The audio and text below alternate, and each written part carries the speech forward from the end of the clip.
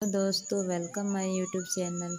रक्षाबंधन का पर्व सिर्फ कलयुग में नहीं बल्कि युगों युगों से ही मनाता आता जा रहा है। इस रक्षाबंधन का जो पर्व है वो पुरानी कथाओं से भी जुड़ी है और उन्हीं इसके कारण रक्षाबंधन भी शुरू हुआ है। रक्षाबंधन का पर्व भाई बहन के प्यार को दर्शाता है। हिंदू पंचांग के अनुसार हर साल रक्षाबंधन का पर्व सावन महीने की पूर्णिमा को मनाया जाता है। इसे राखी पूर्णिमा भी कहते हैं। इस दिन बहनें अपनी भाई की कलाई पर राखी बांधती हैं, जबकि भाई अपनी बहनों की रक्षा का वचन देते हैं। इस दौरान भाई बहन एक दूसरे को मिठाई खिलाते हैं और उपहार भी देते हैं। ये हिंदुओं के सबसे महत्वपूर्ण त्योहारों में से एक है। लेकिन क्या आप जानते हैं कि आखिर रक्षाबंधन का त्यौहार शुरू कैसे हुआ? इसके पीछे कई पौराणिक कथाएं प्रचलित है। तो चलिए रक्षाबंधन मनाने के पीछे पौराणिक कथाएं जानते हैं। पहली जो प्रचलित कथा है, यूँ तो रक्षाबंधन की कथाएं कई हैं, लेकिन हम आपको कुछ चर्चित कथाएं सुनाने जा रहे हैं, जिनमें से पहली कथा धार्मिक को महत्व देते हैं, जिन्हें पूजन के साथ किया जाता है। तो पहला कथा है, यह कथा जो है महाभारत से जुड़ा है।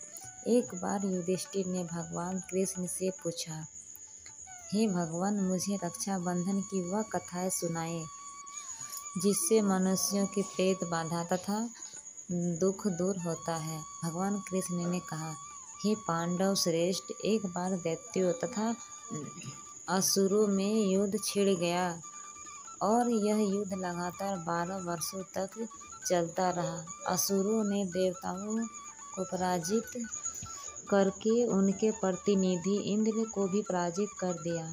ऐसी दशा में देवताओं सहित इंद्र अमरावती चले गए। उधर विजेता दैत्यराज ने तीनों लोगों को अपने वश में कर लिया। उसने राजपद से घोषित कर दिया कि इंद्रदेव सभा में न आए तथा देवता और मनुष्य यज्ञ कर्म न करें, सभी लोग मेरी पूजा करें। दैत्यराज की इस आज्ञा से यज्ञ, वेद पठन तथा उत्सव आदि समाप्त हो गए। धर्म के नाश से देवताओं का बल घटने लगा। यह देख इंद्र अपने गुरु बृहस्पति के पास गए तथा उनके चरणों में गिरकर निवेदन करने लगा, गुरुवर, ऐसी दशा में परिस्थितियां कहती है कि मुझे यहीं प्राण देने होंगे, न तो मैं भाग ही नहीं सकूंगा और न ही युद्ध भूमि में टिक सकता हूँ।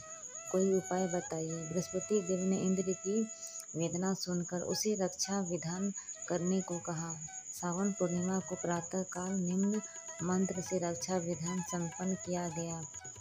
इंद्राणी ने श्रावणी पूर्णिमा के पावन अवसर पर द्विजों से स्वास्तिक वाचन करवाकर रक्षा का तुंत लिया और इंद्र की दाहिनी कलाई में बांधकर युद्ध भूमि में लड़ने के लिए भेज दिया। रक्षाबंधन के प्रभाव से दैत्य भाग खड़े हुए और इंद्र की विजय हुई। राखी बांधने की प्रथा का सूत्रपात यहीं से होता है। दूसरा जो प्रचलित कथा है वो भी महाभारत काल से ही आरंभ हुआ है। मान्यता है कि महाभारत के युद्ध से पहले भगवान श्री कृष्ण ने 100 गाली देने पर राजा शिशुपाल का सुदर्शन चक्र से वध कर दिया था, जिसकी वजह से उनकी उंगली से खून बहने लगा था। वहां मौजूद द्रौपदी ने अपने साड़ी का टुकड़ा फाड़कर उनकी उंगली में बांध दिया, जिसके बाद भगवान कृष्ण ने द्रौपदी को हर संकट से बचाने का वचन दिया। तभी से रक्षाबंधन के दिन भाई की कलाई पर बहन राखी बांधती है।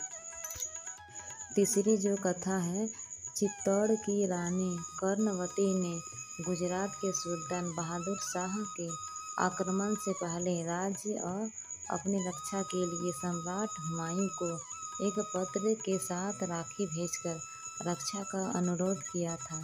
हुमायूं ने राखी को स्वीकार किया। रानी कर्णवती की रक्षा के लिए चित्तौड़ रवाना हो गए। हालांकि हुमायूं के पहुंचने से पहले ही रानी कर्णवती ने आत्महत्या कर ली थी। चौथी कथा जो है, धार्मिक मान्यताओं के अनुसार एक बार राजा बलि ने अश्वमेध यज्ञ करवाया। उस समय भगवान विष्णु ने बौने का रूप धारण किया और राजा बलि से 3 पग भूमि दान में मांगी। राजा बलि इसके लिए तैयार हो गए और जैसे ही उन्होंने हाँ कहा, वामन रूपी धारी भगवान विष्णु ने धरती और आकाश को अपने 2 पग से नाप दिया। इसके बाद उनका विशाल रूप देखकर राजा बलि ने अपने सिर को उनके चरणों में रख दिया। फिर भगवान से वरदान मांगा कि जब भी मैं भगवान को देखूं तो आप ही नजर आए। हर पल सोते जागते उठते बैठते आपको ही देखना चाहता हूँ। भगवान ने उन्हें वरदान दिया और उनके साथ रहने लगे। भगवान विष्णु ने बलि की दानवीरता को देखकर उन्हें एक वरदान मांगने को कहा। तब बलि ने भगवान विष्णु को ही पाताल लोक में आने को कहा, अपने साथ चलने को कहा। तो भगवान विष्णु तैयार हो गए और उनके साथ पाताल लोक चले गए। बहुत दिन के बाद जब भगवान विष्णु माता लक्ष्मी के पास नहीं आए, तब माता लक्ष्मी बहुत ही दुखी हो गई और वह दुखी रहने लगी। तब एक दिन नारद जी ने उन्हें एक सुझाव दिया कि आप राजा बलि को राखी पूर्णिमा के दिन राखी बांधकर उपहार के तौर पर भगवान विष्णु को वह मांग लें। इसी तरह माता लक्ष्मी पाताल लोक जाकर राजा बलि को राखी बांधकर उपहार के तौर पर भगवान विष्णु को मांगी। फिर माता लक्ष्मी और भगवान विष्णु वैकुंठ चले आए। उसी दिन से भी रक्षाबंधन प्रारंभ हुआ। तो आपको यह जानकारी कैसी लगी कमेंट में ज़रूर लिखें। Thank you friend.